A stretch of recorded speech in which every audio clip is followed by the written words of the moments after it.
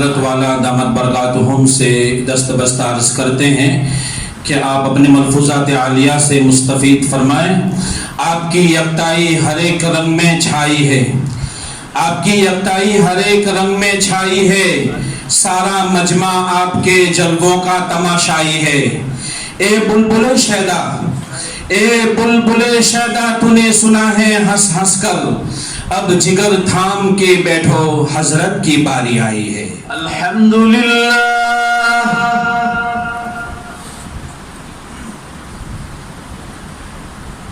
الحمدللہ نحمده ونستعینه ونستغفره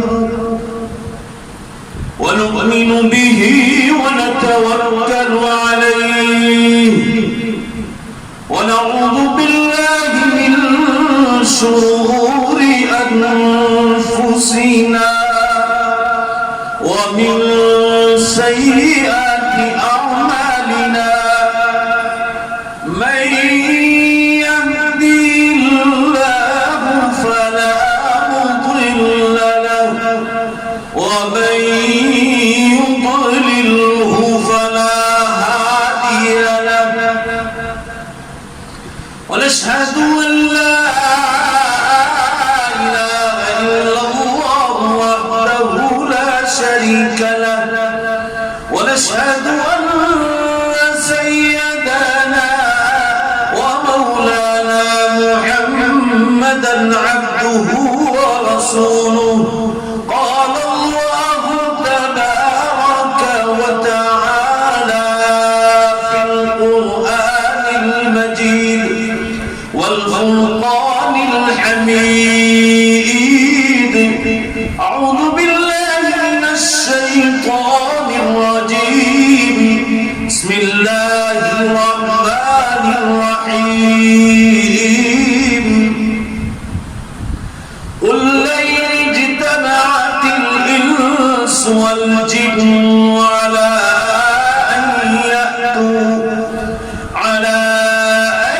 يأتوا بمثل هذا القرآن لا يأتون بمثله ولو كان بعضهم لبعض ظهيرا وقال النبي صلى الله تعالى عليه وسلم في حديث القدسي قال الله تبارك وتعالى يا محمد منزل عليك كتابا لا يغسله بالماء صدق الله مولانا العظيم وصدق رسوله النبي الأمي الكريم ونحن على ذلك لمن الشاهدين والشاكرين والحمد لله رب العالمين۔ زور سے ایک بار درود شریف پڑھ لیا جائے۔ صلی اللہ علیہ وسلم نبینا و شفیعنا و حبیبنا و سندنا مولانا محمد صلی اللہ علیہ وسلم۔ بزرگان محترم، عزیز نوجوانوں، آج کی اس مبارک مجلس میں جہاں قرآن پاک حفظ کی تکمیل ہو رہی ہے اور وہ ختم ہو رہا ہے، ایک چھوٹے سے بچے نے جو بظاہر نابالغ لگ رہا ہے قرآن مجید مکمل کیا۔ صحیح احادیث میں ہے کہ قرآن مجید جب مکمل ہو، آدمی خود بھی تلاوت کرتا ہو، اس کے بعد دعا مانگے تو وہ دعا ضرور قبول ہوتی۔ عبداللہ ابن عباس رضی اللہ تعالیٰ عنہما وہ لوگوں کو باقاعدہ کہتے تھے کہ کوئی آدمی قرآن ختم کر رہا ہو تلاوت میں اور وہ دعا مانگ رہا ہو تو مجھے اطلاع کر دو، میں اس کی دعا میں آمین میں شریک ہو جاؤں۔ بہت مبارک مجلس ہے جس میں آپ یہاں بیٹھے ہیں۔ ایجوکیشن کی مجلسوں سے، سائنس اور ٹیکنالوجی کی مجلسوں سے اور کھیتی باڑی کے مسائل پر بحث و مباحثہ کی مجلسوں سے، بزنس اور بیپار کی مجلسوں سے، یہاں تک کہ گناہوں کی جو اگر مجلسیں بھی ہوتی ہوں تو بھی جب حلال چیزوں کی مجلسوں سے لاکھ درجہ پورا مجمع بولو بے شک یہ مجلس برکت والی مجلس ہے. ایجوکیشن، کھیتی باڑیاں، بزنس، یہ دنیا میں برتنے کی چیزیں ہیں، وہ یہیں پر ختم ہو جائے. مگر قرآن پاک جو ساری انسانی کتابوں کی سردار ہے اور سارے انسانوں کی ہدایت کے لیے اتارا گیا ہے اور وہ اللہ کی کتاب ہے، اس کتاب کے اختتام پر اور اس کے ختم کی مجلس میں آپ حضرات بیٹھے. اسی مناسبت سے چند باتیں عرض کرنی. قرآن پاک کا جہاں تک مسئلہ ہے مسلمانوں، یہ اللہ کی کتاب ہے. یہ کوئی انسان نے تیار نہیں کی، نہ کسی جنات نے تیار کیا. ساری مخلوقات میں دو مخلوقات افضل ترین ہیں، دو مخلوق، ایک جنات اور ایک اس سے بھی آگے انسان. اللہ تعالیٰ یہ افضل ترین مخلوقات کو فرما رہے انسان اور جنات کو، قُلْ لَئِنِ اجْتَمَعَتِ الْإِنسُ وَالْجِنُّ عَلَىٰ أَن يَأْتُوا بِمِثْلِ هَٰذَا الْقُرْآنِ. کہ نبی آپ کہہ دو قیامت تک آنے والے انسان کو، قیامت تک آنے والے. چیلنج تو اسی کا نام ہے جو اللہ کا ہے. انسان کوئی چیلنج کر ہی نہیں سکتا ہے، بولو بے شک اس کو خود پر اللہ کا چیلنج آتا ہے اور موت کے وہ مر کے قبر میں چلا جاتا ہے. انسان کوئی چیلنج کر ہی نہیں سکتا. اللہ ہے جو ہمیشہ سے ہے، ہمیشہ باقی رہے گا، ہمیشہ سے زندہ ہے اور ہمیشہ زندہ رہے گا. بولو زور سے بے شک چیلنج وہی کر سکتا. وہ ساری انسانیت کو، سارے جنات کے اپیل کر رہا ہے. لَئِنِ اجْتَمَعَتِ الْإِنسُ وَالْجِنُّ، جنات بھی اور انسان بھی جمع ہو جائے، أَلَا يَأْتُوا بِمِثْلِ هَذَا الْقُرْآنِ، کہ قرآن جیسی کوئی دوسری کتاب تیار کر دے. اللہ تعالیٰ چیلنج کر رہے، لا یاتون بمثلی، قرآن جیسی کوئی کتاب قیامت تک بولو بے شک وہ تیار کر ہی نہیں سکتے. کیونکہ وہ اللہ ہے، وہ مالک ہے، خالق ہے. اور ذرا زور سے بولو بے شک ہم اس کی ناچیز مخلوق. لہذا اس کے مقابل کی کتاب تیار ہونے کا سوال ہی نہیں، اس کے لیول کی بھی نہیں. لا یأتون بمثلی، وہ نہیں کر سکتے. کتاب جتنے الفاظ پر، جتنے مضامین پر مشتمل ہے، وہ مضامین اور الفاظ بھی انسان نہیں لا سکتا. اور اللہ فرما رہے ہم نے جو اس میں علم بھرا پڑا ہے، ایجوکیشن ٹاپ لیول کا، وہ بھی کوئی سارے انسان اور جنات مل کر بھی اس کا جو ہے مقابلہ نہیں پیش کر سکتے. میں ابھی آپ کو ایک دو مثال دوں گا کہ کیا بتاؤ ایجوکیشن میں وہ طاقت ہے جو آج کا نیا ایجوکیشن ہے، نیا سائنس ہے، نیا ٹیکنالوجی. پڑھائی کرو آپ، ایجوکیشن سے آپ کو کوئی نہیں روکتا. مگر یہ بات تو ہم چیلنج کے ساتھ ثابت کریں گے، بولو بے شک کہ جو پاور اللہ نے قرآن میں رکھا ہے ایجوکیشن کے نام سے کسی اور میں نہیں رکھا.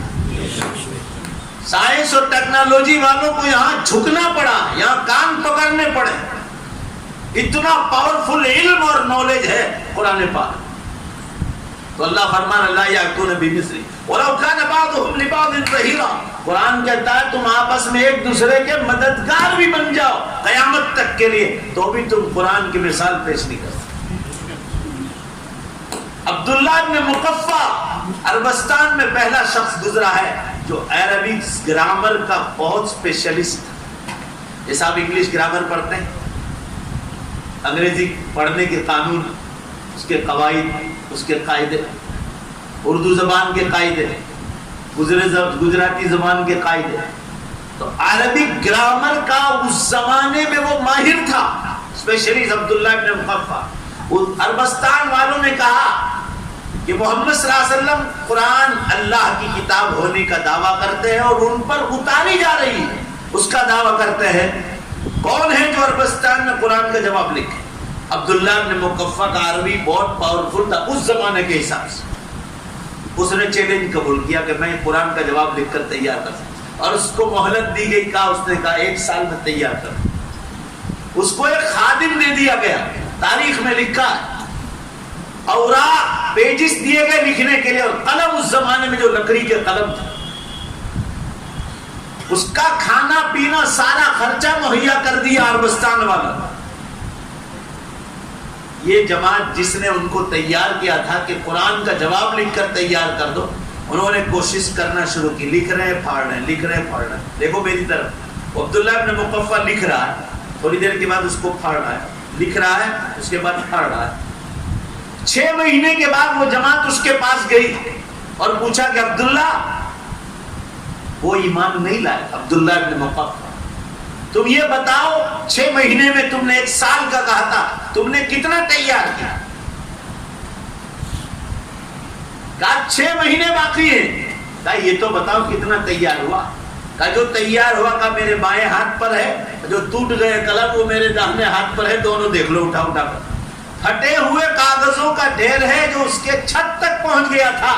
عبداللہ ابن مقفع نے کہا یہ تمہارے قلم بھی تم کو مبارک اور تمہارے کاغذ کے ڈھیر بھی تم کو مبارک. تم قرآن کے بات کر رہے ہو, قرآن کے ایک پارے کی بات کرو. پورے عربستان میں عربی قاعدوں کا میرا گرامر میں میرا نام ہے. میں نے بے حساب کوشش کی, میرا کھانے کا ٹائم, میرے پیشاب اور استنجے کے ٹائم کے سوا میں یہی کام کرتا تھا.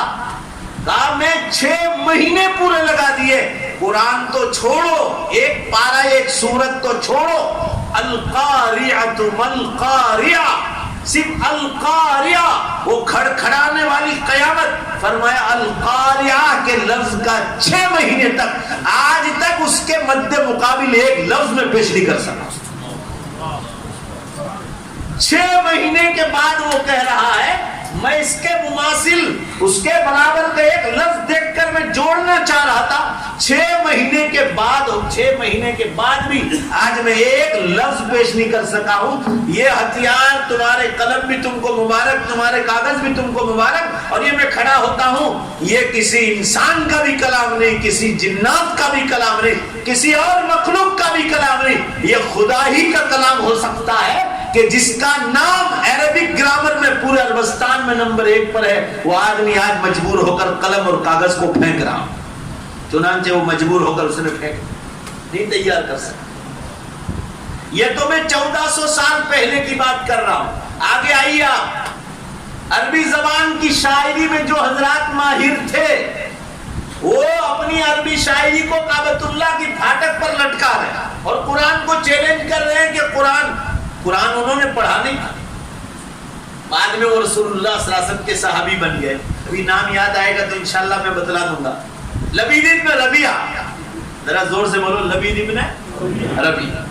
قرآن کے مقابلے میں شاعری لٹکائی کعبۃ اللہ پر. صحابہ کو چیلنج اور حضور صلی اللہ علیہ وسلم کو اس کا جواب لا. انہوں نے کبھی قرآن پڑھا نہیں تھا. صحابہ کرام میں سے ایک شخص کھڑے ہوئے, ایک لکڑی پر قرآن کی کچھ آیتیں لکھی اور ان کی کعبۃ اللہ کی پھاٹک پر جہاں لبید ابن ربیعہ کی شاعری لٹکائی تھی, اب قرآن پاک کی آیت لٹکا دی. دوسرے دن وہ لبید ابن ربیعہ جب مورتی کی پوجا کرنے کے لیے کعبۃ اللہ میں آئے, انہوں نے دیکھا کہ میری شاعری کو کسی نے مقابلے میں جواباً جو ہے چیلنج کیا ہے.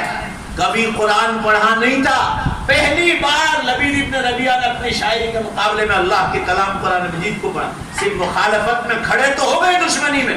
مسلمانوں, پہلی بار کلام پاک پڑھا ہے. صحیح مسلم کی روایت میں ہے, اس پوچھا یہ قرآن کے کس پارے میں؟ صحابی نے بتایا کہ فلاں جگہ. قرآن اٹھایا گیا, اس کا مطلب پوچھا انہوں نے. عربی تو جانتے ہی جانتے تھے. سیدھے یہ پہلی بار قرآن پاک کو, یہ معجزہ تھا. قرآن اللہ کی کتاب, اس کا یہ معجزہ تھا کہ لبید ابن ربیعہ پہلی بار قرآن پر نظر پڑی اور کہا آپ کے نبی کہاں؟ کہا فلاں مقام پر. صحابی رضی اللہ عنہ کو لے گئے اور کہنے لگے لبید ابن ربیعہ, اے محمد صلی اللہ علیہ وسلم, آج تک جتنی دشمنی ہوئی معافی چاہنے کے لیے آیا ہوں اور قرآن کے مالک سے بھی معافی مانگوں گا.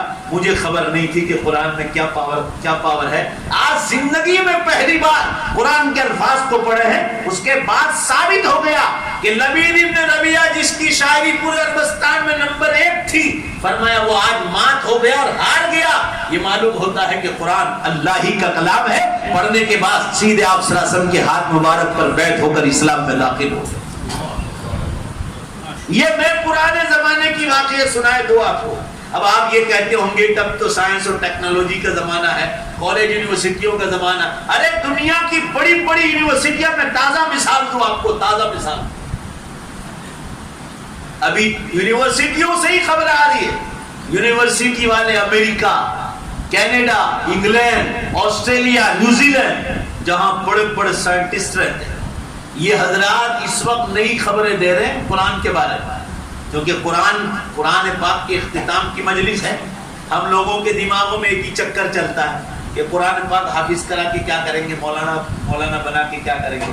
مسجد والے لاکھوں روپے کی مسجد بناتے ہیں, 1.5 کروڑ کی, 2 کروڑ کی. ابھی ایک جگہ گاؤں میں گیا تھا, ابھی تازہ مسجد بنی, مجھے 1.5 کروڑ کی ہوگی, تو انہوں نے بنایا مولانا 2.25 کروڑ روپے ہو گئے. امام صاحب کو کان میں پوچھ لیا تھا عشاء کی نماز میں کہ آپ کی تنخواہ کتنی دے رہے, 2.25 کروڑ روپے کی نے 5 وقت کی نماز کے 6,000 روپے دے رہے, تو ان کو 2.25 کروڑ امت نے دیے, تو صرف یہ عمارتوں کے لیے دیے تھے. میں یہ پوچھنا چاہتا ہوں, یہ تو متولیوں کو اور ذمہ داروں کو دینا نہیں, لوگوں کو دینا نہیں. ورنہ اس وقت کی بات کر رہا ہوں, میں نے انٹرنیٹ پر دیکھا, اس وقت حرم شریف کے اماموں کی تنخواہ 21 لاکھ روپے ہے مہینے. ذرا زور سے بولو بھائی, کتنے لاکھ ہے؟ اللہ کے کلام کی عزت کرتے ہیں. وہ سعودی عرب جہاں سے پیٹرول نکل رہا, سمجھے کہ قرآن نے ہم کو بتلایا کہ پیٹرول عرب کی سرزمین پر ہے, تو وہ قرآن کی عزت کر کے, جو حرم کا امام قرآن جس انداز سے نماز پڑھاتا ہے, پورا مجمع بولو بے شک کہ کوئی یہاں کوسمبا کے امام کوئی نئے انداز سے پڑھاتے ہیں کہ وہی قرآن پڑھتے, بولو وہی پڑھتے. 3 کروڑ روپے آپ کو پبلک نے دیے للہ, اور آپ ایک 25,000 روپے تنخواہ نہیں دے سکتے. میرے 4,000 کے قریب مکتب چل رہے پورے آل انڈیا. مولانا کہاں ہے؟ نیپال والے ہے نا. مولانا آتا ہوں نہیں آتا, کھڑے ہو جاؤ, یہ مول صاحب کو پوچھ لینا بات, بیٹھ جاؤ. یہ میں نے آپ کو بتایا کہ میں جھوٹ نہیں بول رہا ہوں. ان کا مدرسہ میری ماتا کی میں چل رہا, میں جھوٹ تو نہیں بول رہا ہوں, پوچھ لیجیے. مشکات تک تعلیم پہنچ گئی. ہمارے جانے کے بعد وہاں میں نے اسکول چالو کروائی. وہاں اسکول نہیں تھی, نیپال میں, پڑوس کا ملک ہے ہمارا. ایجوکیشن کے فائدے میں جانتا ہوں, مگر ایجوکیشن صرف لوگے آپ تو آپ گمراہ ہو جاؤ. میں آپ کو سچائی کی بات کہہ رہا ہوں, انصاف کی بات کہہ رہا ہوں. جہاں دین ہو رہا ہے اور وہاں دنیا نہیں, تو ہم کہہ رہے ہیں بھائی آنے والی نسلوں کو ایجوکیشن بھی دو. مگر میں ان کو خاص کہتا ہوں اونلی ایجوکیشن, کہ بھائی گورنمنٹ کی تنخواہ ملے گی 25,000, 50,000, لاکھ, 2 لاکھ. آپ اسی نیت سے صرف ایجوکیشن پڑھائیں گے تو پھر یہ حلال و حرام کو کون پڑھائے گا؟ پھر آپ اونلی ایجوکیشن پڑھاؤ گے تو آپ کی اولادیں آپ کے ہاتھوں سے نکل جائیں. ابھی 4 یا 5 دن ہوئے, زیادہ دن نہیں ہوئے, گجرات سماچار میں ایک مضمون آیا تھا کہ اس وقت ہندوستان کی خبروں میں ہے کہ زیادہ کر پڑھے لکھی لڑکیاں اور پڑھے لکھے لڑکے جو شادیاں ہو رہی ہے اس وقت زیادہ تر ان میں طلاق کی واردات دیہات اور گاؤں سے زیادہ بہت کم, یعنی گاؤں میں کم ہے اور پڑھے لکھے حضرات میں طلاق زیادہ. میں کہوں تو آپ لوگ یہ میرے اوپر فتویٰ لگائیں گے کہ مولانا لوگ تو ہی کہتے ہیں. میڈیا والے لکھ رہے, میڈیا والے وہ بھی کان پکڑ گئے کہ یہ بچوں کے پاس دھرم کی تعلیم جس سے انسان یہ سمجھے کہ سسرال والے ماں باپ, میری ساس یہ بھی میری ماں کے برابر ہے, میرا سسر جی یہ بھی میرے باپ کے برابر ہے.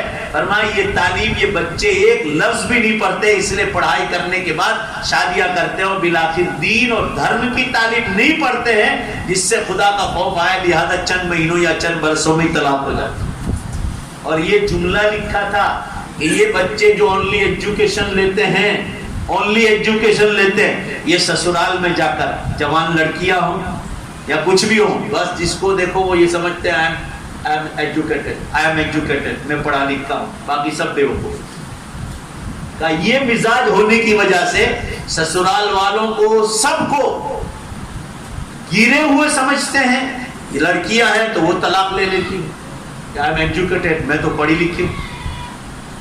مگر جب تک آپ دین نہیں پڑھو گے, اللہ کی قسم حلال و حرام کا علم نہیں پڑھو گے, پورے مجمع میں سے آواز آنی چاہیے, زبردستی مت بولنا, اگر میں سچ بول رہا ہوں تو میری سچائی کی تائید کرو. دین ساتھ نہیں پڑھو گے سچے مسلمان تو کیا آپ سچے انسان بھی نہیں بن سکتے. جھوٹ سے بچنے کی تعلیم پورا مجمع دو. کیا کالج یونیورسٹیوں میں پڑھاتے ہیں؟ بولو بھائی پڑھاتے ہیں. غیبت کیا ہے؟ پڑھاتے ہیں؟ نہیں پڑھاتے. تہمت لگانا کتنا بڑا گناہ ہے؟ پڑھاتے ہیں. پڑوسی کا حق بتلاتے ہیں. ماں باپ کی عزت، ماں باپ کی خدمت بتلاتے ہیں. ماں باپ غیر مسلم بھی ہو، بچہ ایمان لے آیا ہے تو بھی ان کی خدمت کرنے کا حکم دیا ہے. پورا مجمع زور سے بولو کیا اسکول کالج والے پڑھاتے ہیں؟ یتیم اور بیواؤں کا حق ذرا زور سے جواب دو. پڑھاتے ہیں؟ بڑے کا اکرام، چھوٹے پر شفقت، زور سے بولو پڑھاتے ہیں لوگ. بیوی کا حق پڑھاتے ہیں، شوہر کی عزت پڑھاتے ہیں. جو زندگی گزارنے کا مین طریقہ ہے وہ تو کوئی بتلاتا نہیں ہے. وہ آپ کو کیا بتلائیں گے؟ آکسیجن کیا ہے، ہائیڈروجن کیا ہے، کاربن ڈائی آکسائڈ کیا ہے. تو کیا سکھاتا ہے؟ یہ تو بچپن سے خود ہی دیکھ کر آئے. پڑھائی کرو آپ، مگر وہاں ایک چیز کی کمی ہے، دینی تعلیم نہیں، حلال و حرام کی، تو یہ بچے ہاتھوں سے نکل جائے. زیادہ تر پڑھائی لکھ کر چلو آپ کو گورنمنٹ کی نوکری مل گئی، ہم بہت خوش ہیں، مگر مجھے بتاؤ کتنے لوگ بچتے ہیں کرپشن سے، لانچ رشوت کے کام سے کتنے بچتے ہیں. ابھی ہمارے انکلیشور میں ایک پی ایس آئی 1 سال کی جیل میں رہ کر آیا. ایک پی ایس آئی. آپ بتائیے کیوں؟ لانچ رشوت والوں نے اس کو پکڑنے کے لیے باقاعدہ ایک پلان بنایا تھا، اس میں وہ پکڑا گیا. ابھی کیس چل رہا ہے، سسپینڈ ہو گیا. اور وہ بچے کی بات کریں جو اس وقت پی ایس آئی اور آپ کا مسلمان بندہ، ایک دن بھی اس نے مدرسے کی سیڑھی نہیں دیکھی کہ ماں باپ نے بچپن ہی سے انگلش میڈیم میں ڈال دیا. اب کوئی مولوی صاحب یا حافظ جی کو پکڑ لیا ہوگا، وہ آتے تھے سائیکل پر یا اسکوٹر پر، نے وہ قرآن کے الفاظ پڑھا دیے. تعلیم الاسلام کیا ہے، اللہ کے رسول کیا ہے، بیشتی زیور کیا ہے، قرآن میں کیا لکھا ہے، کچھ نہیں پڑھا. نبی پاک صلی اللہ علیہ وسلم کی سیرت کیا ہے. اب اس نے لانچ رشوت گناہ ہے یہ پڑھا ہی نہیں تھا اسکول میں کالج میں، تو اس نے دیکھا کہ خوب کمانے کا ہے، چلو کماؤ. اور اوپر کی ٹیم آئی اور ان کو پکڑ لیا، جیل میں گئے، سسپینڈ کر دیا. اس وقت گھر پر جو ہے منجیر بجا. مجھے جواب دو آپ. میں آپ قرآن کی مجلس میں بیٹھے ہو، قرآن ہی کی بات کر رہا ہوں. یہ قرآن اگر وہ پڑھتا یا قرآن کی تعلیم سیکھتا تو بولو لانچ رشوت کے کام کرتا ہو؟ زور سے بولو نا بھائی. نہیں، یہ تعلیم مدرسوں میں سکھائی جاتی. ایسی مثالیں دینے جاؤں گا تو فجر کی نماز اذان ہو جائے. عقل مند کو اشارہ کافی ہے. آپ سب عقل مند لوگ ہیں ماشاءاللہ. حدیث میں ہے مومن، صحیح حدیث میں مومن ایک بار دھوکہ کھا سکتا ہے نصیحت ملنے کے بعد. بولو بے شک مومن دوبارہ دھوکہ نہیں کھا سکتا. یہ اشارہ نصیحت کے طور پر. آپ جب تک آپ کا بچہ حلال و حرام کا علم نہیں پڑھے گا آپ انسان بھی نہیں سکتے، مسلمان تو دور کی بات ہے. چلیے آئیے سائنس کی مثال دے رہا ہوں، تازہ مثال.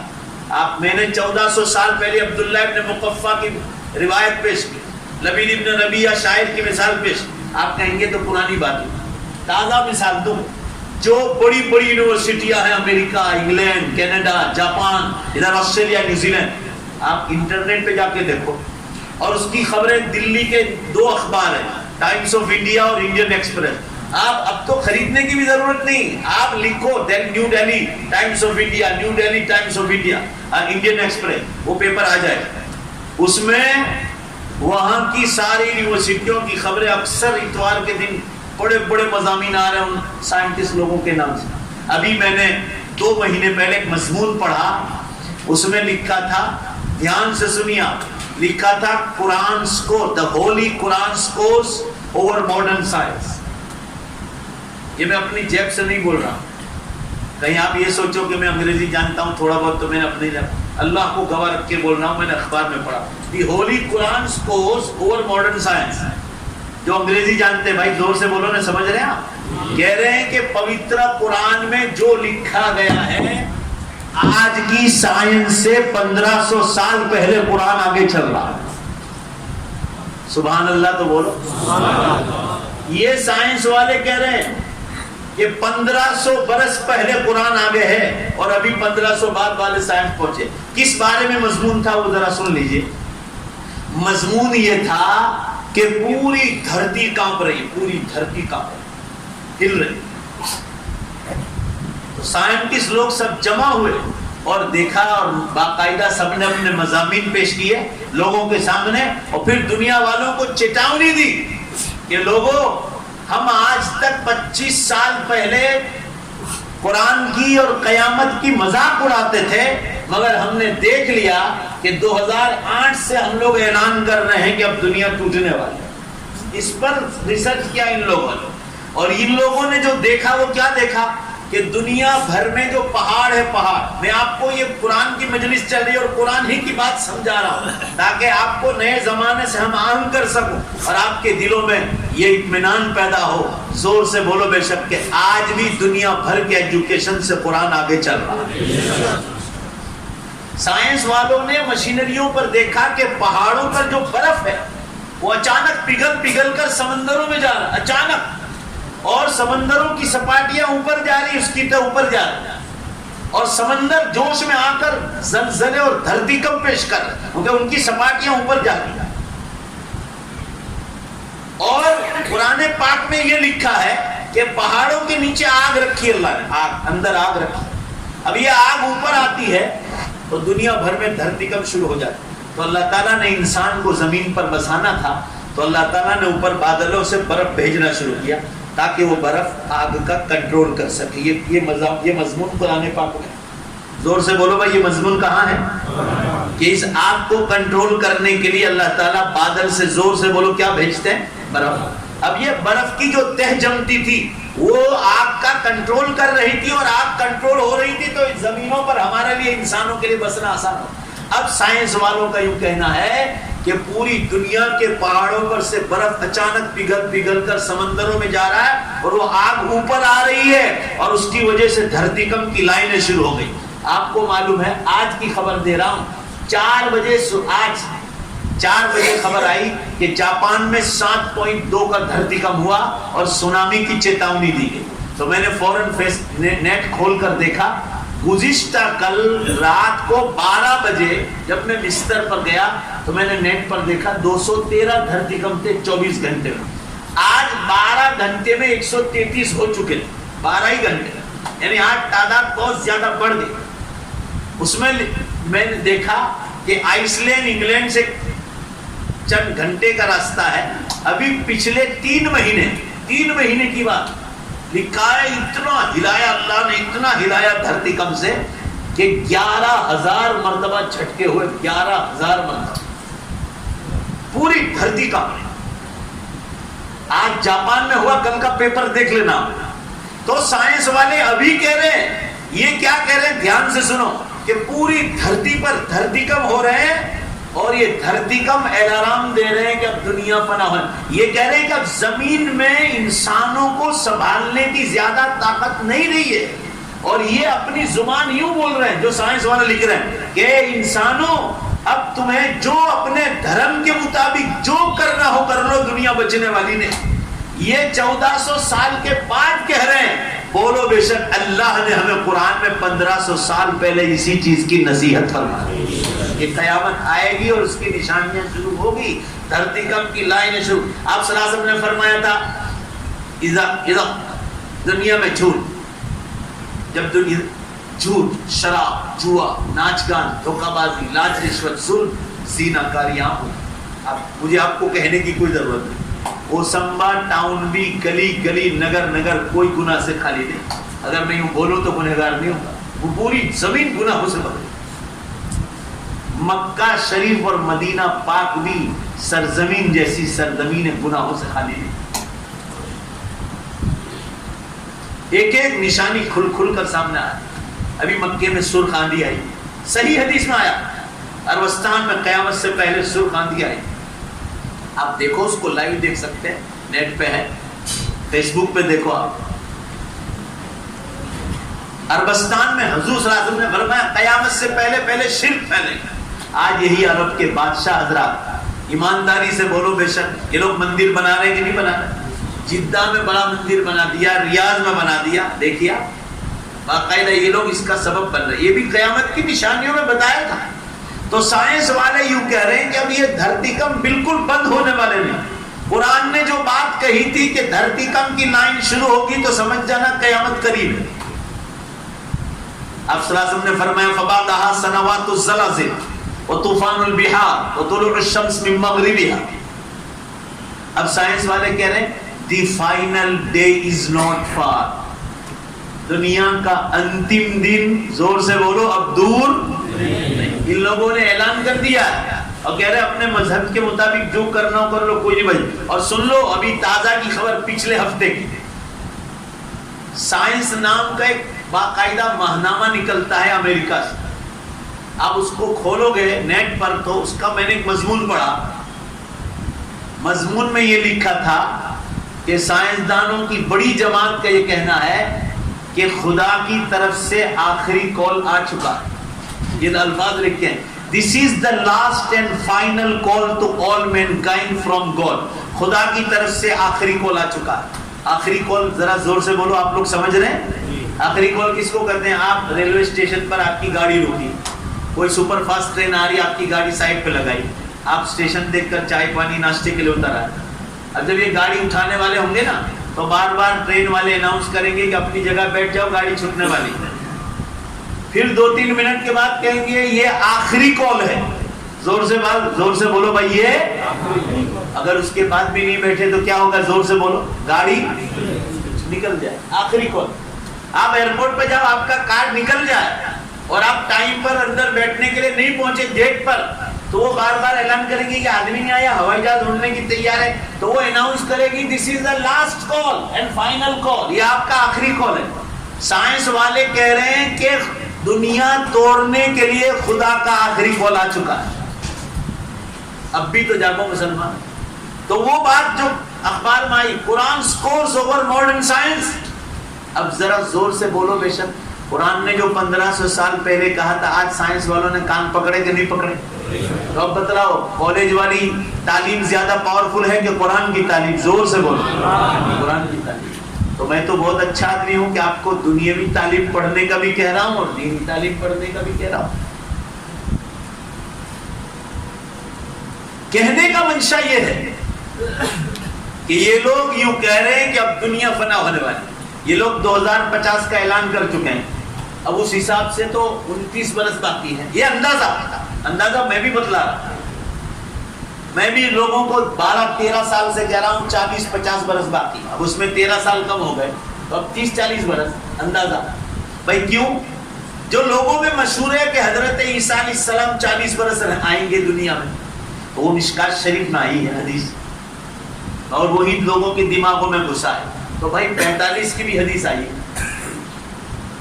مشکات شریفی میں 45 کی بھی روایت ہے کہ حضرت عیسیٰ علیہ السلام 45 برس رہیں گے.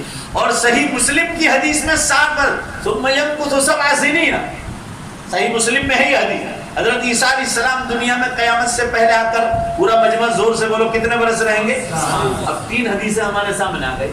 محدثین یہاں قانون ہے, ایک ہی بات میں 2 بات آئی ہو, اذا تناقض تعارض. جب اذا تعارض تناقض, جب یہ 2 آمنے سامنے آ جائیں گے تو اس کو ثابت کر دیا جائے. چلو وہ قصر کے لیے آیا, بولتے ہیں جیسے بھائی کتنے برس, 40-50 برس. بھائی کتنی دیر میں آتا ہے؟ 5-10 منٹ فکس نہیں, تو ایسا بولا جاتا ہے. تو آپ صلاح سمجھے سر, چلو 40 دن, تھوڑی 40 برس تھوڑی دیر کے لیے مان لو. تو صحیح مسلم میں 7 برس کا اس کا ذکر کیا ہے. علامہ ابن کثیر رحمۃ اللہ علیہ نے اس کا جواب دیا ہے کہ دونوں کی سندوں کو پہلے دیکھا جائے. یہ بھی صحیح حدیث ہے جو مشکات شریف میں آئی, اور صحیح مسلم کی حدیث میں بھی سند صحیح ہے, مگر مشکات کی روایت کی سند سے بھی زیادہ طاقتور صحیح مسلم کی ہے, اور اس کو لکھا ہے اصح السند. کیا لکھا ہے؟ صحیح سے بھی آگے اصح السند. جب صحیح اور اصح 2 آمنے سامنے آ جائیں گے تو اصح کو لیا جائے گا, صحیح کو چھوڑا جائے گا. ایک جواب. دوسرا جواب, علامہ ابن کثیر رحمۃ اللہ نے لکھا ہے کہ 7 برس آئیں گے قیامت سے پہلے, وہ صحیح اس کو مان لیا جائے. تو پھر 40 کا کیا جواب دیں گے؟ تو 40 کا جواب یہ دیا ہے کہ حضرت عیسیٰ علیہ السلام اپنے زمانے میں جب نبی بن کر آئے تھے حضور صلی اللہ علیہ وسلم سے پہلے, پوری امت کے علماء کا اتفاق ہے کہ وہ دنیا میں 33 برس رہ کر گئے ہیں. زور سے بولو بھائی, کتنے برس رہ کر گئے؟ 33 برس رہ کر گئے, اور 7 برس قیامت سے پہلے آئیں گے.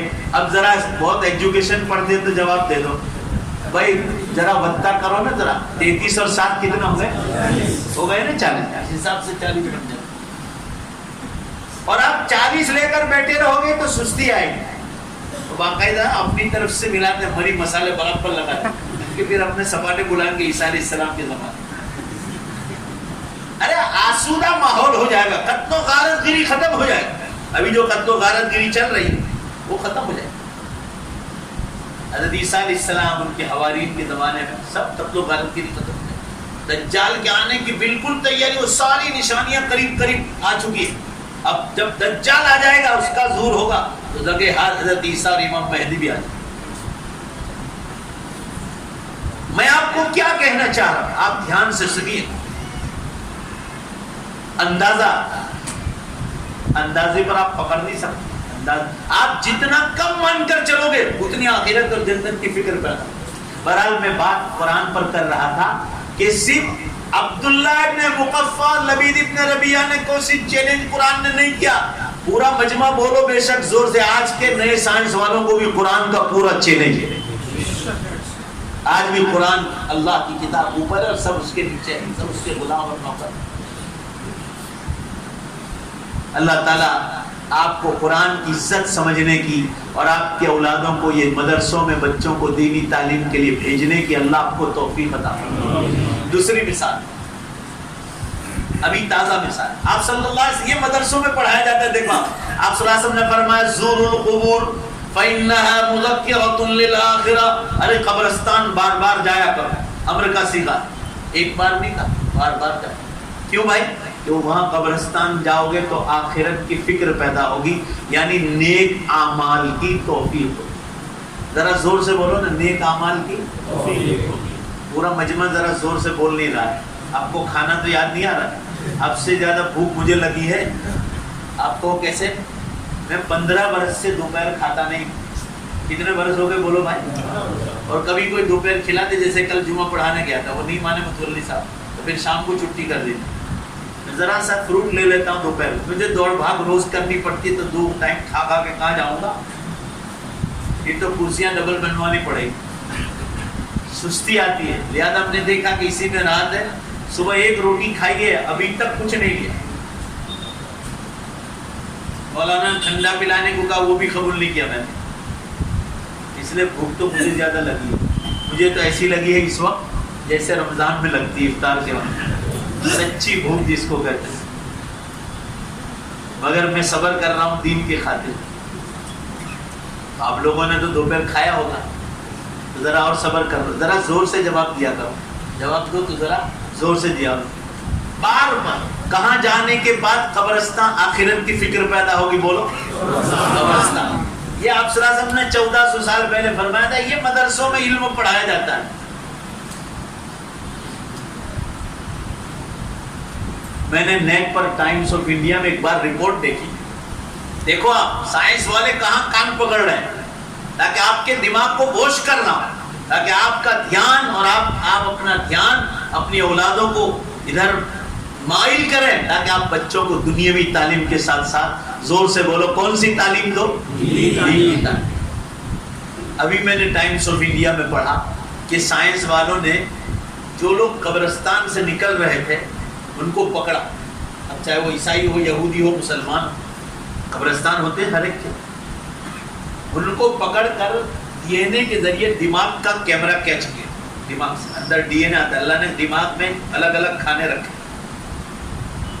کیچ کیا. اور جو بازاروں میں بیٹھے تھے یا کھیت پر سے آ رہے تھے دنیاوی مشغلے والے, ان کو بھی 2-4 کو پکڑا اور ان کے دماغ کا کیمرہ لیا, ڈی این اے, جس کو آج کل ڈی این اے کہا جاتا ہے. اور پھر اس کو مشینریوں پر رکھ کر انہوں نے جانچا. آپ دیکھو اللہ کے نبی کے کلام میں کتنا پاور ہے. قرآن کا پاور تو میں نے بتا دیا آپ کو. اللہ کے نبی صلی اللہ علیہ وسلم کا کلام جو قرآن کی شرح ہے, اس کی گائیڈ ہے کہ قبرستان جاؤ تمہارے آخرت کی فکر پیدا ہو. آپ صلی اللہ علیہ وسلم نے فرمایا تھا بار بار جاؤ. سائنس والوں کا کہنا ہے کہ جو قبرستان سے انسان نکلے اور ان کے دماغ کا ڈی این اے لیا اور ہم نے چیک کیا, تو سائنٹیفک اسٹڈی کی ہم نے اس پر تحقیق کا علم کیا, تو لکھا ہے کہ جو قبرستان سے نکل رہے تھے ان کے دماغوں میں اچھے کام کرنے کے خیالات چل رہے ہیں. بھائی کیوں؟ آدمی قبرستان جائے گا نا, کوئی بھی بڑے سے بڑا آدمی ہو, راشٹرپتی ہو, راشٹرپتا ہو یا وزیر پردھان ہو, بڑی سے بڑی مونچھ والا ہو, ذرا بات پوری ہو جائے تو زور سے بولنا. بے شک اس کو ایک بار تو یہ خیال ضرور آئے گا کہ یہاں مجھ سے بھی بڑی بڑی مونچھ والے قبروں میں سو گئے, تو میری تو مونچھ ہی نہیں, میں کیا چیز. یہ خیال آدمی کو آتا ہے، اور یہ خیال جب آئے گا تو آدمی یہ سوچے گا بنگلہ بھی یہی رہ جائے گا، گاڑیاں بھی رہا جائے گی، مال و دولت بھی یہی رہ جائے گا، اور یہاں جو کچھ لوگ لے کر آئے اپنا ایمان اور اعمال لے کر آئے، لہذا اس کو اعمال کے کام اچھے کام کرنے کی خیالات پیدا ہو، دھیمے دھیمے آدمی اس کی توفیق ہوتی ہے۔ یہ سائنس والے ابھی پروف کر رہے ہیں، اور جو بازار میں تھے ان کے دماغ کا ڈی این اے لیا تو لکھا ہے کہ ہم نے سائنٹیفک سٹڈیز پر کی تو ان کے دماغوں میں گناہ کرنے کے ہی خیالات چل رہے ہیں، گناہ کرنے۔ آپ صلی اللہ علیہ وسلم نے ارشاد فرمایا کہ بہترین جگہیں اللہ کے گھر ہیں اور سب سے بری جگہیں، زور سے بولو بازار، وہی سے فٹنس دنیا بھر میں پھیلتا ہے۔ اب بتاؤ ذرا زور سے، سائنس کی آپ تعلیم کو بہت بہتر سمجھتے ہیں تو وہ تعلیم تو قرآن و حدیث کی تصدیق کر رہی، تو اب بولو قرآن و حدیث کی تعلیم پاورفل ہے کہ سائنس کی تعلیم پاورفل ہے؟ زور سے بولو قرآن حدیث کی تعلیم۔ یہ قرآن کی مجلس تھی تو دو مثالیں پرانے زمانے کی تھی، دو مثالیں اس زمانے کی تازہ ترین دے رہے ہیں۔ اب سن لیجیے حافظ قرآن کون ہے۔ حدیث پاک میں فرمایا اللہ کے نزدیک، انسانوں کے نزدیک ہو نہ ہو کوئی حیثیت، اللہ کے نزدیک حافظ قرآن کی اتنی عزت ہے کہ جو حافظ قرآن بنا ہے، بخاری مسلم کی متفق علیہ حدیث ہے، ان کے ماں باپ کو ہونے والا بچہ حافظ بچہ ہے، مگر ماں باپ ذریعہ بنے ہیں تو فرمائے ان ماں باپ کو قیامت کے دن تاج پہنایا جائے گا ساری مخلوقات کے ساتھ۔ اب آگے چلو، سوال یہ ہے کہ محنت کرے بچہ، مار کھائے بچہ، مرغا بنائے بچے کو، دور سناتا ہے، آموختہ سناتا ہے، سبق سناتا ہے بچہ، تراویح کے لیے تیاری کر رہا ہے بچہ، اور زور سے بولو بھائی تاج کس کو ملے؟ ماں باپ کو۔ تو صرف ذریعہ بنے ہیں، تو اللہ کے نبی صلی اللہ علیہ وسلم بچے کو کیا ملے گا؟ حدیث بالکل خاموش ہے، کچھ نہیں بتلایا، کچھ نہیں، بس اتنا بتایا گیا اقرا ورتقی ورتل کما کنت ترتل فی الدنیا، ارے چڑھتا جا، پڑھتا جا اور چڑھتا جا جنت کے درجات کو، جہاں تیری آیتیں ختم ہو جائے گی وہاں تیری منزل پوری ہو جائے گی۔ ماں باپ سے اونچا بنا دے، مگر بچے کو ملے گا کیا؟ حدیث بالکل خاموش ہے۔ علماء محدثین نے یہاں ایک نقطہ لکھا، اگر آپ بات کو دھیان سے سننے والے ہو تو ہی بتلاؤں گا، بولو سے دھیان سے سنو بھائی۔ سوال یہ ہوتا ہے کہ اللہ کے نبی صلی اللہ علیہ وسلم نے جو اصل محنت کرنے والا اس کے لیے کوئی جو ہے انعام کیا ملے گا؟ کچھ ہی نہیں بتایا۔ علماء محدثین فرماتے ہیں کہ حافظ ہونے والا کوئی بڈھا نہیں ہے اور کوئی بڑی عمر کا جوان یا ڈھیر عمر کا آدمی، فرمایا اکثر بچے ہی ہوتے ہیں، اکثر بچے، وہ بھی نابالغ۔ فرمایا اس کا دل اتنا چھوٹا ہے، گلاب کے پھول کی طرح یا کمل کے پھول کی طرح نازک ہے کہ اللہ تعالیٰ یہ بتلانا چاہتے ہیں کہ ماں باپ تو بڑی عمر کے ہیں، لہذا وہ انعام سن کر جو ہے اپنے آپ میں سنبھال پائیں گے کہ مخلوقات کے سامنے ماں باپ کو تاج پہنایا جائے گا، مگر یہ بچہ تو بالکل کمل کے پھول کی طرح نازک ترین جو ہے دل والا ہے، اس کا تو اتنا بڑا انعام ہے ماں باپ سے بھی بڑا کہ اگر اس کو دنیا میں بدلا دیا جائے گا، بولنا سبحان اللہ جب بات پوری ہو جائے تو، کہ اگر اس کو یہ خوشی کا انعام بدلا دیا جائے تو اتنی چھوٹی عمر اور اتنا چھوٹا دل ہے کہ کہیں مارے خوشی کے اس کی جان نہ نکل جائے، اس لیے اللہ نے بتلایا اتنا بڑا ہے۔ جیسے حدیث میں آتا ہے کہ نمازی کے سامنے سے مت گزرو، 40 کا عذاب ہوگا۔ بھائی 40 برس ہے، 40 مہینے ہیں، 40 دن ہے، 40 گھنٹے ہیں، 40 منٹ ہے، 40 سیکنڈ ہے، کیا 40 سال کی طرح حدیث میں کچھ نہیں بتلایا۔ بتایا اس لیے نہیں تاکہ آدمی گمبھیر سمجھے کہ یہ دنیا کا 40 برس بھی نہیں، آخرت کے 40 برس ہے، لہذا 40 کیا ہے وہ بتلایا نہیں کہ چلو 40 برس دنیا کے 40 برس کو نکلتے بھی دیر نہیں لگتی ہے تو کوئی بڑا عذاب نہیں، لہذا 40 عذاب ہوگا، 40 برس مہینے حدیث میں کچھ نہیں بیان کرنا، تاکہ انسان یہ سمجھے کہ بہت خطرناک قسم کا مقام ہے کہ نمازی جب نماز پڑھتا ہے تو اللہ اور بندے کا معاملہ ہے تو سامنے اس کے ساتھ جا کر اس کے تعلق کو توڑنے کی کوشش کرتا ہے، لہذا فرمایا نمازی کے سامنے گزرنے کی کوشش بولو نہ کرو۔ اور آخری بات سنو، آخری بات، یہ وہ بچہ ہے جو اس نے ابھی قرآن مجید حفظ کیا. اتنا نابالغ ہے کہ اس کی مونچھیں بھی پھوٹی نہیں, داڑھی بھی نہیں نکلی ہے. ہماری گجراتی بھاشا میں پیپر والے کے لپڑیا مونچھ,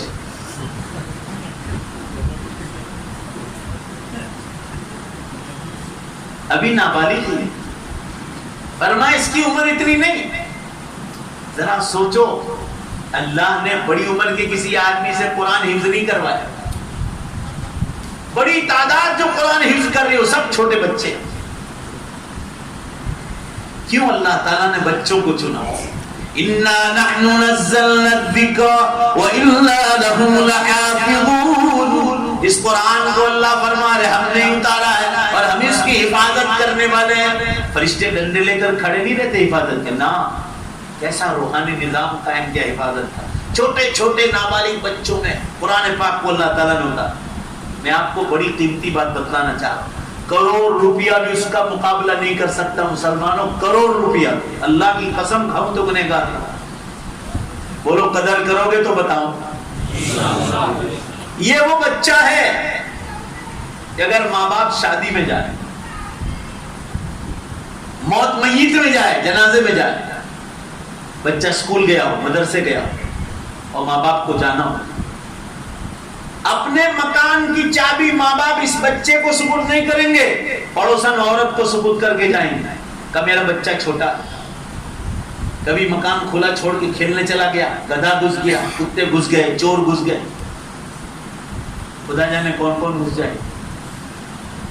ماں باپ کو بھروسہ نہیں ہے اپنی اولاد پر کہ بچہ کہیں کھلا چھوڑ کر چلا گیا, یا سٹو چالو کر دیا چولہا اور آگ لگ گئی, اللہ نہ کرے. اور یہ ڈر کے مارے ماں باپ اپنے مکان کی چابی اپنی سگی اولاد کو نہیں دیتے, اس لیے کہ عمر چھوٹی. مسلمانوں, جو قیمتی بات بتلانے جا رہا ہوں, ماں باپ کو اپنے مکان کی حفاظت کے لیے اپنی سگی اولاد پر بھروسہ نہیں, اس لیے پڑوس کے مکان کو چابی دے کر جاتے ہیں کہ میرا بچہ اسکول مدرسے سے آ جائے, اس کو کھانا کھلا دینا, پھر تالا مار کے کھیلنے چلا جائے یا آپ کے گھر بیٹھ جائے, مگر چابی اپنے پاس رکھ لیں. ماں باپ کو اپنے مکان کی حفاظت کے لیے اپنی سگی اولاد پر بھروسہ نہیں, مگر بولو بے شک اللہ کو اپنی کتاب کی حفاظت کے لیے انہی چھوٹے چھوٹے بچوں پر بھروسہ ہے. اس لیے ان کے سینے میں قرآن تھا. اب اس سے بڑھ کر کیا چاہیے؟ کروڑ روپیہ ملے اس پر اتنی خوشی نہیں ہونی چاہیے جتنی اس بات پر ہونی چاہیے جو میں نے آپ کو کہا. آپ جیسے مخلص لوگ بیٹھتے ہیں, اس کی برکت سے اللہ تعالیٰ کبھی کبھی ایسی حکمت کی بات کھول دیتا ہے. میں عرض کیا کرنا چاہ رہا ہوں, قرآن اس لیے نہیں اتارا گیا کہ آپ گھروں میں اس کو رکھ چھوڑو. کبھی جمعہ کو اٹھا لیا, کبھی رمضان میں اٹھا لیا. ایک گرد و غبار کھلانے کے لیے اللہ نے قرآن نہیں بھیجا. اللہ نے قرآن اعمال اور احکام کو زندہ کرنے کے لیے بھیجا. نماز, روزہ, زکات, حج, قربانی, تلاوت, افطار کرنا, دوسروں کو کرانا, سحری کرنا, دوسروں کو کرانا, تلاوت کرنا, ذکر اللہ, درود شریف, تراویح, اعتکاف, شب قدر کی تلاش, ماں باپ کا حق, رشتہ داروں کا حق, اولاد کا حق, شوہر کا, بیوی کا, حلال روزی, گناہوں سے بچنا. یہ اللہ کے احکام. گناہ کون کون سے آپ کو سب معلوم.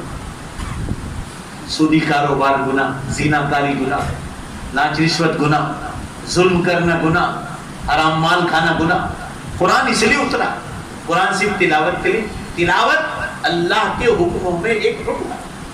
زور سے لو بولو بھائی, اللہ کے حکموں میں ایک, بس اس لیے نہیں اترا ایک حکم کے بے شمار. صرف سورہ بقرہ میں اللہ نے اپنے 1100 کے قریب حکم بتایا, اور آدمی اور غور سے دیکھے تو اور نکلتے جائیں. صرف سورہ بقرہ. قرآن صرف برکت کے لیے نہیں اترا کہ قرآن دکان کا اوپننگ ہو رہا ہے, مکان کا, بس قرآن پڑھ لو برکت ہو جائے. ٹھیک ہے, وہ بھی چیز ہے, مگر قرآن اس لیے نہیں اترا اللہ کے احکام زندہ کرنے کے لیے. ابھی آپ رمضان آ رہے ہیں, آخری بار رمضان آ رہا ہے, آپ کو روزانہ غسل کرنا, اچھے صاف ستھرے کپڑے پہننا, اور کپڑے بھی شرٹ پہن نہیں, ذرا مہینوں کا سردار ہے رمضان. بولو بے شک سردار ہے کہ نہیں. اللہ والوں کا لباس, ہر زمانے کے اللہ والوں کا لباس یہ سنت لباس. آپ اگر ابھی دیکھو کہ حضور صلی اللہ علیہ وسلم کیسے کپڑے پہنتے تھے آپ کو نہیں ملیں گے، صحابہ کے لباس کیسے تھے آپ کو نہیں ملیں گے.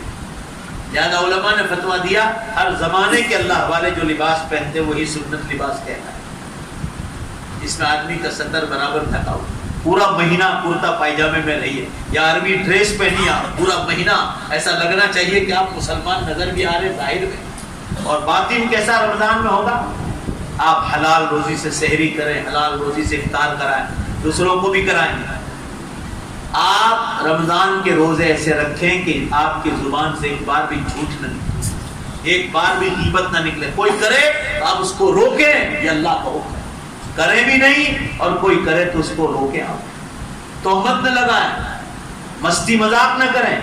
رمضان کرکٹ ٹورنامنٹ، کیرم بورڈ، والی بال کھیلنے کے لیے اللہ نے نہیں.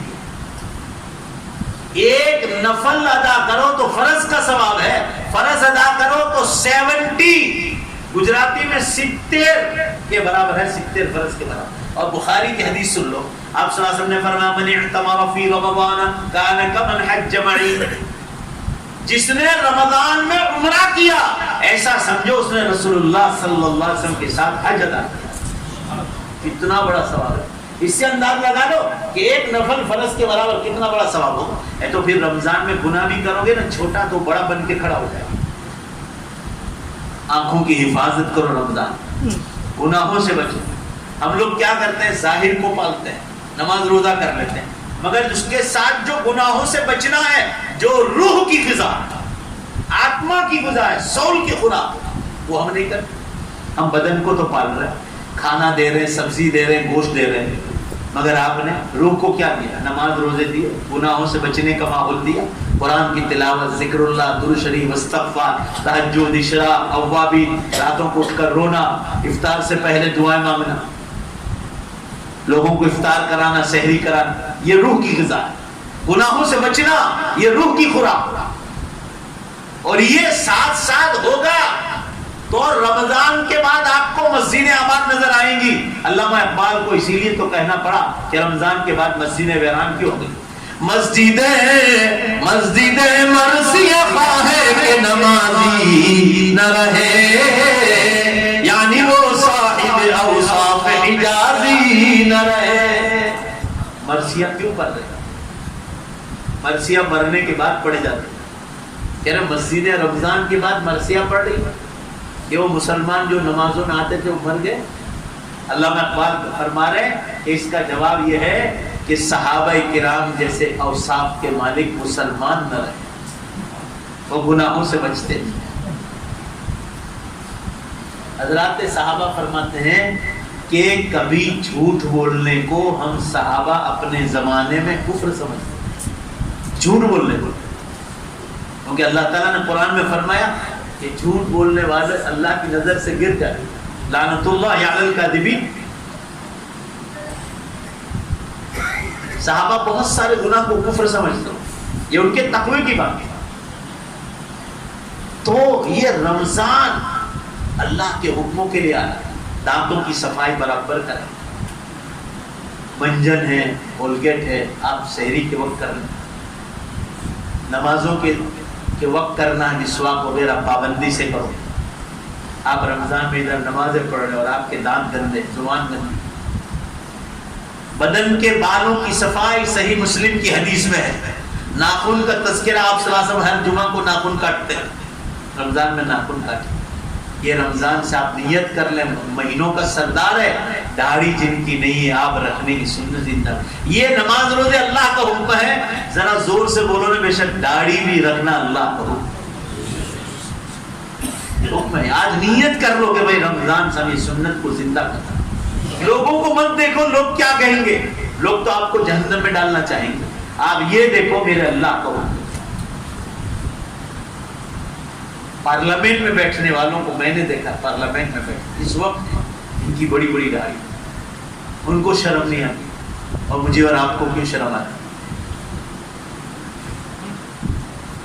نماز روزوں کے پابند آدمی پارلیمنٹ میں تھے. احمد بھائی پٹیل مرحوم بہت پابند آدمی تھے. علماء کو بلا کر 27ویں رات کو قرآن دلی میں ختم کرا کے علماء کو بلا کر دعا بھی کروا. یہاں بھی وہ نمازوں کے بہت پابند، وہ اپنی نیکیاں لے کر قبر میں چلے گئے. اتنا بڑا آدمی تھا دنیاوی لیول کا، مگر آج ان کی قبر پر مسلمانوں کوئی کھڑا رہنے کے لیے تیار ہے. یہ آخری زمانے کے مسلمان بہت بے وفا. ان کو پیسہ چاہتا تھا تو احمد بھائی کو سلام مارنے جاتے، ان کو کچھ کام کرانا تھا دلی سے تو احمد بھائی کو سلام مارنے جاتے. آج کوئی قبر پر کھڑا رہنے کے لیے تیار نہیں، کوئی نہیں. جو ان کے قریب قریب رہتے تھے نا وہ بھی نہیں. تو آپ کو میں نصیحت کر رہا ہوں، اتنے بڑے آدمی کی قبر پر آج کوئی نہیں جا رہا. ذرا زور سے بولو میری اور آپ کی قبر پر کوئی آئے گا؟ زیادہ کسی کی فکر کیوں کرے، کوئی آئے کہ نہ آئے. اپنی تیاری کر کے جاؤ، مزے کرو جنت میں جا کر. قبر میں گئے، آپ کی قبر چوڑی کر دی جائے اور آپ جدھر نظر ڈالو جنت ہی جنت نظر آئے.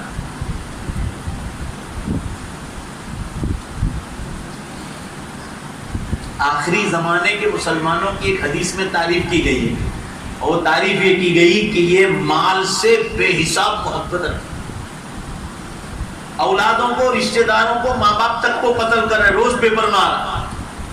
مال کی محبت کس کو کہتے ہیں؟ دل کے اندر اتار. جیسے کشتی چل رہی پانی پر، تو پانی نیچے نیچے، اور زور سے بولو بھائی کشتی، تو منزل پہ پہنچ جائے. مگر یہی پانی زور سے بولو کس میں آ جائے؟ کشتی میں آ جائے، وہ بھی جائے گی نہ، سب کو لے ڈوبے. یہی مال کی محبت نیچے نیچے رکھو، کماؤ، لاکھ نہیں کروڑوں کماؤ، اربوں خربوں کماؤ، مگر نیچے تک. مگر اس کی محبت ڈال دی تو نماز روزے کی کوئی حقیقت نہیں ہوگی، اس سے محبت نہیں ہوگی. زکات حج سے، اللہ کے حکموں سے محبت کرنی ہے، بولو بے شک اللہ کے حکموں سے محبت کرنی. مال یہاں دل کے نیچے نیچے آتا ہے، جاتا ہے، آتا اور جاتا ہے. یہ آخری زمانے کی مسلمانوں کی تاریخ کے مال سے محبت کریں. اور دوسری بات سن لو، موت سے نفرت کریں گے یہ لوگ. اور قرآن میں اور حدیث میں کیا گیا؟ موت سے محبت کرو. موت بولو بے شک اللہ سے ملاقات کا ذریعہ ہے. میاں مظہر جانے جانان رحمت اللہ علیہ دہلی جامع مسجد کی آخری سیڑھی پر بیٹھتے تھے اور ایک شعر پڑھتے تھے اپنے مرنے سے پہلے کہ لوگوں میں مر جاؤں تو یہ مت کہنا کہ مظہر مر گیا. فرماتے تھے کون کہتا ہے کہ مظہر مر گیا؟ ارے در حقیقت خدا کے گھر گیا. مرنے کو مرنا مت سمجھو، اللہ کا گھر سمجھو کہ وہ اللہ کے گھر گیا. آج یہ آخری زمانے کے مسلمان کی تعریف حدیث میں بتلائی گئی. اس کے مقابل علماء نے حدیث کی شرح میں لکھا کہ ادھر صحابہ کی طرف جاؤ، وہ مال سے نفرت کرتے تھے، کروڑوں روپے کے مالک تھے. حضرت عبد الرحمن بن عوف رضی اللہ عنہ، اللہ اکبر، 500 اینٹیں والد صاحب کی وراثت میں سونے کی ملی تھی. آج کے حساب سے علماء نے لکھا ایک ایک اینٹ 800 گرام کی تھی. 500 اینٹیں، زور سے بولو کتنی اینٹیں؟ والد کے وارثے میں ملی تھی. اور ان کا خود کا بزنس تھا وہ الگ.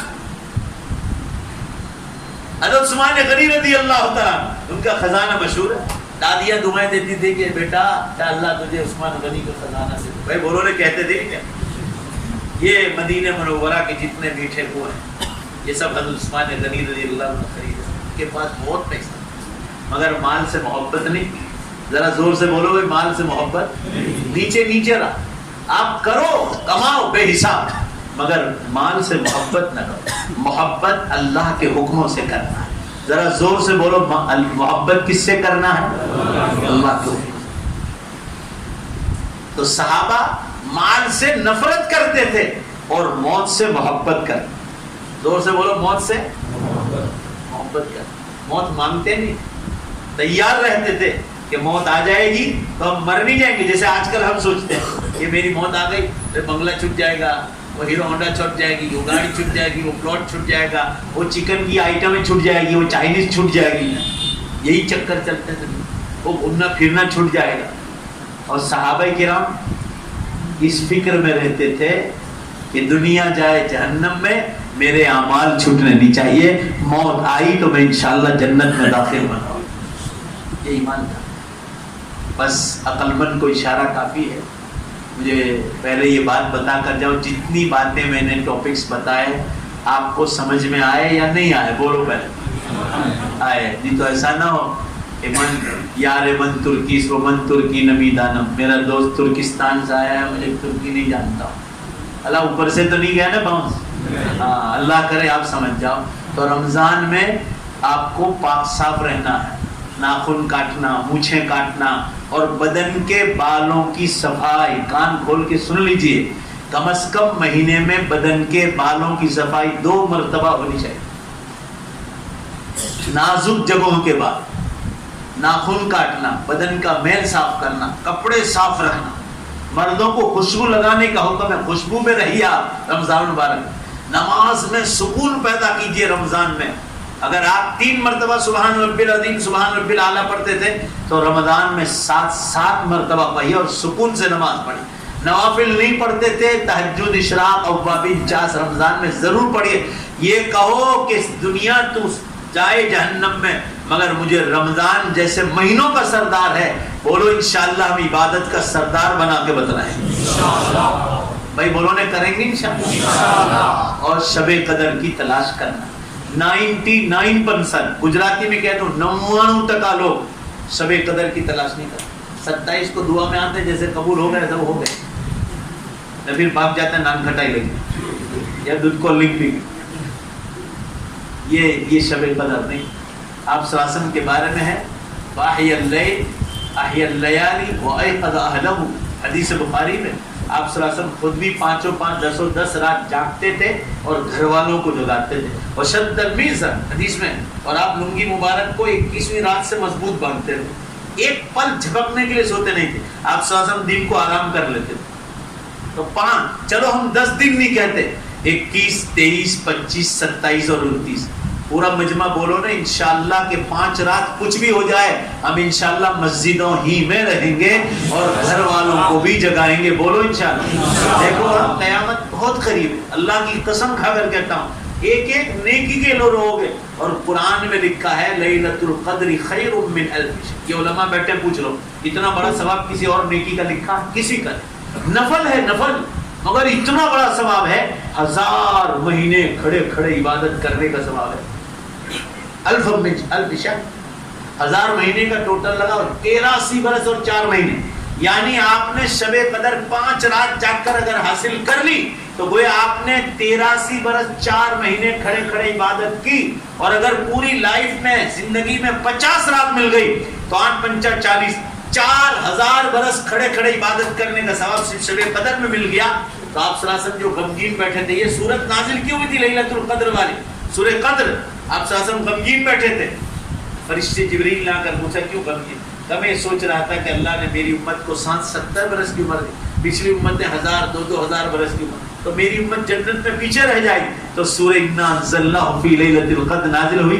حدیث میں آتا ہے آپ صلی اللہ علیہ وسلم مارے خوشی کے کھڑے ہو گئے اور آپ صلی اللہ علیہ وسلم نے صحابہ سے فرمایا کہ گویا چاہے میری امت کو اللہ نے عمر چھوٹی عطا فرمائی, بولو زور سے بے شک, مگر شب قدر کی برکت سے میری امت شب قدر اور رمضان کی برکت سے جنت میں سب امتوں سے پہلے چلی جائے.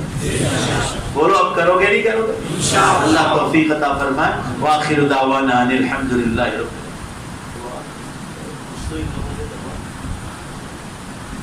العالمین. شریف بسم اللہ الرحمن الرحیم. الحمد للہ رب العالمین والعاقبۃ للمتقین والصلاة والسلام علی خیر خلق محمد وآلہ وصحبہ اجمعین. ربنا آتنا فی الدنیا حسنہ وفی الآخرۃ حسنہ وقنا عذاب النار. اے اللہ, یہ مبارک قرآن پاک کے ختم کی مجلس ہے, ہمارے بیٹھنے کو قبول فرما. اے اللہ ہم سب کی مغفرت کا سامان بنا دے اس مجلس کو. اے اللہ ہم سب کی مغفرت کا سامان بنا دے اس مجلس کو. الہ العالمین ہمیں لمبی عمر عطا فرما, نیک اعمال کے ساتھ تندرستی کے ساتھ گناہوں سے بچاتے ہوئے تیرے دین کا کام کراتے ہوئے لمبی عمر عطا فرما. اللہ رمضان آ رہا ہے, رمضان تک پہنچا دے, اس کی نیکیاں لوٹنے کی توفیق عطا فرما. جب دنیا سے جانے کا وقت آ جائے لمبی عمر کے بعد تو اللہ ایمان پر ہم سب کو پوری امت کو خاتمہ عطا فرما.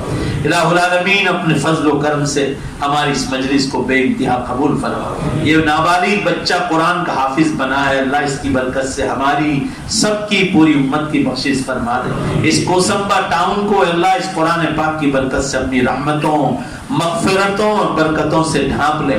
یہ علماء کی برکت سے اس گاؤں کو تو ڈھانپ لے, رحمتوں سے برکتوں سے مغفرتوں سے. اللہ ہم سب کے یہاں جمع ہونے کو قبول فرما لے۔ اللہ قرآن کے اختتام پر دعا قبول ہوتی ہے، ہم اپنے سب کے لیے اے اللہ دعا مانگتے ہیں۔ ہم آپ کے در کے پرانے بھکاری ہیں، پرانے مانگنے والے ہیں، اے اللہ تو ہماری اس قرآن کی برکت سے دنیا بھی چمکا دے، ہماری آخرت بھی چمکا دے، ہماری جملہ پریشانیوں کو دور فرما دے، ہماری جملہ پریشانیوں کو دور فرما دے، ہماری جملہ تمناؤں کو قبول فرما دے۔ اے اللہ آج حضرت مولانا الیاس صاحب بندے الہی اگر حیات ہوتے تو بہت خوش ہوتے۔ اللہ حضرت رحمت اللہ علیہ کی روح ہماری طرف متوجہ ہے، اے اللہ تو ان حضرت کی قبر کو نور سے منور فرما، ان کے درجات کو بلند فرما۔ اے اللہ اس پودے کو وہی لگا کر گئے ہیں، اے اللہ حضرت رحمت اللہ علیہ کے درجات کو بلند فرما۔ اے اللہ وہ جید عالم دین تھے، اللہ انہوں نے تیرے دین کے لیے بہت کام کیا ہے، ان کی آخرت کو آسان فرما دے، یہ مدرسہ ان کے لیے صدقہ جاریہ بنا دے۔ الہ العالمین ان کو جنت میں اعلیٰ سے اعلیٰ مقام عطا فرما۔ اے اللہ ری کے بھائی حضرت مولانا ایوب صاحب جو ہمارے بھی استاد ہیں، ان کو طویل العمر عمر نوح عطا فرما اور حضرت کا سایہ امت پر دیر تک قائم فرما۔ ایسے ہی ہمارے استادوں میں حضرت مفتی عبداللہ صاحب ربی دروی رحمت اللہ علیہ جو بانی آسود جامعہ مظہر سعادت کے، اللہ حضرت رحمت اللہ علیہ کی قبر کو بھی نور سے منور فرما، حضرت کا سایہ تو اے اللہ حضرت کو جنت میں سایہ دار جگہ عطا فرما، آپ کی قبر کو جنت کے باغیچوں کا ایک باغ بنا، جامعہ مظہر سعادت آپ کے لیے اے اللہ ہمیشہ کے لیے صدقہ جاریہ بن جائے۔ اے اللہ تو غیب سے ایسی مدد نازل فرما۔ اے اللہ یہ مدرسہ جامعہ مظہر سعادت جو حضرت رحمت اللہ علیہ کے بعد بہت گھٹیا حالت میں چلا گیا ہے، اے اللہ تو اپنے فضل و کرم سے اس کو دوبارہ اپنی شان بان کے ساتھ وہاں علوم کے قرآن و حدیث کے چشمے پھوٹے، اے اللہ ایسے مراحل تو دوبارہ عطا فرما، ایسی رونق اور روشنی دوبارہ عطا فرما، ہم سب کے یہاں جمع ہونے کو قبول فرما۔ اللہ اس مبارک مجلس میں خاص طور سے ہم اپنے ماں باپ کو نہیں بھول سکتے جنہوں نے اے اللہ یہ قرآن کے ختم کی مجلس سے آپ دعا کو قبول فرماتے ہیں، جن ماں باپ نے ہم کو بڑی تکلیفوں کے ساتھ پالا ہے، یہ اچھی سڑکیں نہیں تھی، یہ خوبصورت مکانات اور بڑی بڑی بلڈنگیں نہیں تھی، ایئر کنڈیشن کمرے اور کنڈیشن گاڑیاں اور بڑی بڑی ہاسپٹلیں نہیں تھی، یہ اعلیٰ قسم کی دوائیں نہیں تھی۔ اے اللہ آج تو ایک انجیکشن مارا کہ ماں کو درد زہ بھی ہوتا ہو تو درد زہ ختم ہو جاتا ہے چند منٹوں میں اور بچہ آسانی سے باہر آ جاتا ہے۔ اللہ وہ بڑی تکلیفوں کا زمانہ تھا اور ایک ایک نہیں کئی بچوں کو ان ماؤں نے جنم دیا تھا جن ماؤں کی پیٹ سے ہم پیدا ہوئے۔ اللہ ان ماں باپ کو نہیں بھول سکتے۔ اللہ اگر وہ قبروں میں ہیں تو ان کی قبروں کو نور سے منور فرما، ان کے درجات کو بلند فرما دے، انہیں جنت میں اعلیٰ مقام عطا فرما دے۔ یہی وہ ماں باپ تھے اللہ جو لکڑیوں پر روٹیاں پکاتے تھے اور ہم لوگوں کو کھلاتے تھے، عید کے دنوں میں خود پھٹے پرانے کپڑے پہنتے تھے اور ہم کو اچھے کپڑے پہناتے تھے۔ اے اللہ ان ماں باپ کو اس مبارک مجلس میں نہیں بھول سکتے، ان کے احسانوں کو نہیں بھول سکتے۔ دنیا کا ساز و سامان دے کر بھی دنیا میں اگر ماں باپ کو لایا جا سکتا ہوتا تو اللہ وہ مال دے کر بھی ہم دوبارہ واپس لے آتے، مگر کوئی واپس آ نہیں سکتا اور نہیں لا سکتا۔ اے اللہ اتنی بڑی قیمتی نعمت ہے ماں باپ، کسی کو دوسری اولاد مل سکتی، کسی کو دوسری بیوی مل سکتی، کسی کو دوسرے رشتہ دار بھائی بہن مل سکتے ہیں، مگر مولا ماں باپ ایک بار چلے جانے کے بعد دوسری بار نہیں ملتے۔ ان ماں باپ کی قبروں پر تو کروڑوں رحمتیں نازل فرما۔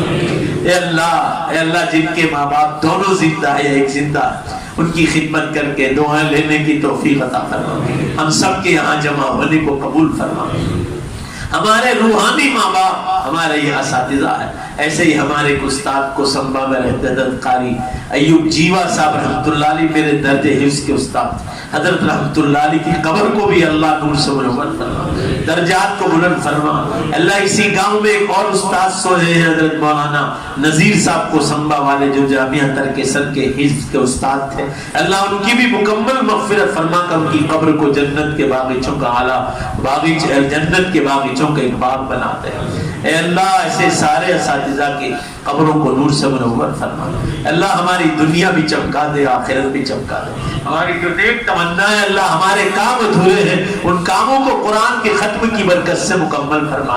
اے اللہ جو بھی اولاد ہے انہیں نیک صالح تندرست اور خوبصورت اولاد عطا فرما. علماء صلحاء جیسی اولادیں عطا فرما. جن کے گھروں میں میاں بیوی میں, ماں باپ اولاد میں, رشتہ دار میں محبت نہیں, ہم دعا مانگتے ہیں اس قرآن کے اختتام کی مجلس مبارک برکت سے ان کے گھروں میں محبت عطا فرما. اے اللہ ہمیں تندرستی عطا فرما, ہمیں تندرستی عطا فرما. ہمارے بدنوں میں جو ظاہری بیماریاں اللہ اس کو تو مکمل ختم فرما. قرآن کی اختتام کی مجلس ہے, تکمیل حفظ کی مجلس ہے, آپ دعا قبول فرما رہے ہیں. ہمارے بدنوں سے ظاہری بیماریوں کو مکمل ختم فرما اور باطنی بیماریوں کو بھی مکمل ختم فرما. اس کو سنبا میں اے اللہ آپ نے ہدایت کی لہر چلائی, یہاں کئی مکاتب اور مدارس قائم ہو گئے. اللہ اس مدرسہ مدینۃ العلوم کو جیسے آپ آباد فرما دیں, اور بھی جتنے بھی مدارس ہیں اے اللہ تو سب کو آباد فرما, سب کو جاری و ساری فرما, ان سب کا فیض پورے عالم تک پہنچا دے. اس میں مختلف زبانیں سیکھنے والے علماء پیدا فرما جو دنیا میں جا کر کام کریں. اللہ ہم سب کی مجلس میں بیٹھنے کو قبول فرما. اس قرآن پاک کے ختم کو اے اللہ پوری امت کی بخشش کا ذریعہ بنا دے. جہاں جہاں آسمان کے چھت کے نیچے قبرستان ہے سارے مسلمانوں کی تو مغفرت فرما, وہ مرد ہو یا عورت, وہ کالے ہو یا گورے, سب کی مکمل مغفرت فرما.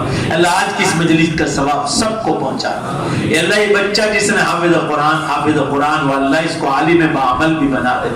ان کے ماں باپ کو وہ تاج بھی پہنا دے جس کا آپ نے وعدہ کیا ہے. اللہ ہمیں بھی ہماری اولادوں کو بھی حافظ قرآن بنا دے. جس بچی نے قرآن پاک کی ابتدا کی ہے اللہ اس کو انتہا تک پہنچا دے.